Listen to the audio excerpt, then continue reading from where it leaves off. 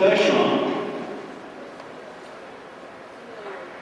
The Percheron origins are believed to be from Abdul Rahman's Arab stallions and part of the horses used by the invading Moors at the Battle of Poitiers, which were divided among the victorious French forces. The Percheron is a breed of the heavy draft horse, developed in and deriving its name from the district in France where it was raised, an area referred to as Le Perche, near Normandy. By the time of the Crusades, the Percheron breed was widely recognized as outstanding for his substance and soundness, as well as for his characteristic beauty and style. By the 17th century, horses produced in La Perche had attained widespread notoriety and were in demand for many uses. In the early 19th century, the French government established a stud at Le Mans for the development of army mounts, and in 1823, a horse named Jean Laurent was foaled in La Perche, and all of today's Percheron bloodlines traced directly back to this horse. Many Percherons were imported into Canada in the first half of the 19th century, and importations continued up until World War II. The Percheron quickly became the favorite of both the farmer and the teamster, who were both raised on the city streets.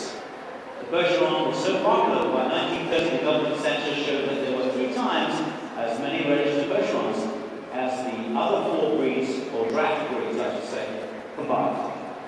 Following World War II, as North America modernized and mechanized, the Percheron was all but forgotten. However, a handful of farmers, including many Amish, dedicated to the preservation of the breed, kept it alive through the next 20 years of the draft horse depression, which lasted through the 1950s and the 1960s.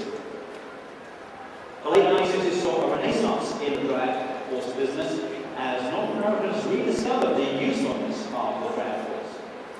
Percherons are now back in full swing from small farms to large farms, working the fields. Thousands of Percherons are used for recreation such as pleasure riding, carriage driving, hay rides, sleigh rides, and of course in parades. Percherons are shown in competition hitching, halter and riding classes at many local shows and fairs. These horses are a common sight on many city streets as the carriage business flourishes in the tourist areas of many of our major cities in America. In addition to being an environmentally friendly agricultural tool, they are also used in advertising and the promotion of other businesses. The breed characteristics noted for its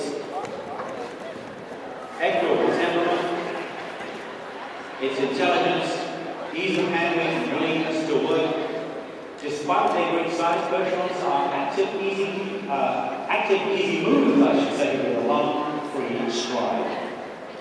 The modern Percheron often reaches 17 to 19 hands, and they range in weight from 1,600 pounds to in excess of 2,400 pounds. Their colours are predominantly greys and blacks, but stars and bays occasionally appear and are registerable.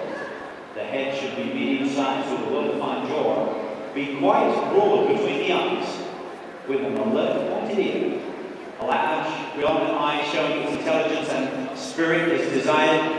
Stallions should have a bold, muscular head, while mares have a more refined, feminine head. Percherons should have a wide deep chest, which provides for greater lung and heart capacity, and the shoulders should have slope on about 45 degrees to enable the horse to lift its head naturally. The horse should stand squarely on its front legs. The knee should be wide, deep, flat, and well defined. A pastern that is fairly long and a slope of about 45 degrees is one that allows the leg to stay sound, since it provides more spring and sharp absorption to its stride. There should be a good length of flat bone between the knee and pastern. At the bottom of the leg should be a large foot, moderately deep with a wide hoop head at the heel. The back should be straight, broad, and strong in proportion to the length of neck and shoulder height. The croup should be long and fairly level, enabling the animal to have a large, well-muscled hip. For power and action, the horse should stand with hocks very close together. The hind legs should be placed so that if a line is drawn from the point of the buttock, it will touch the point of the hock and the point of the feather. Again, there should be a long, sloping pastern. The cannon bone All this places on top of a large foot with a wide heel. Like any draft breed, it is resistant to most weather conditions, and for its size, surprisingly, does not need an excessive amount of food to keep it in good condition. The Percheron is very versatile. They are readily adaptable to varying climates and conditions. They have the strength to block loads and the graceful style to pull a fine catch. Percherons can be ridden, and some are known to make fine jumpers. Percheron is very handy in saving the young trees in smaller woodlot operations, as they don't need a wide road everywhere they work. They can get on.